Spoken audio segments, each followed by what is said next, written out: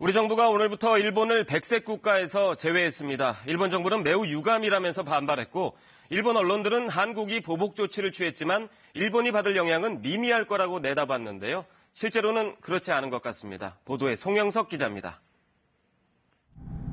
한국 정부가 오늘 일본을 백색 국가에서 제외하기로 개정한 전략물자 수출입 고시 시행에 들어가자 일본 정부는 격앙된 반응을 보였습니다. しかしながら韓国側から十分な説明これなされてません。本日制度見直しが施行されたことは極めて遺憾であります。 일본 언론들은 한국 정부가 발표한 고시 내용 등을 상세히 전하며 관심을 나타냈습니다. 국제 협력이 곤란한 나라에 대해 수출 관리를 강화하기 위한 조치라는 한국 정부의 설명을 전하면서도 사실상 일본에 대한 보복 조치라고 보도했습니다. 한국メディアは日本政府が韓国向けの輸出管理を厳しくしたことへの対抗措置だと伝えています。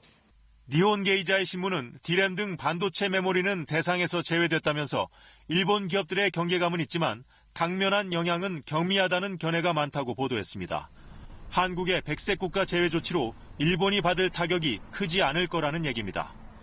요미우리 신문도 일본에 전략물자를 수출하는 한국 기업은 100개 미만으로 영향은 제한적일 거라고 전망했습니다.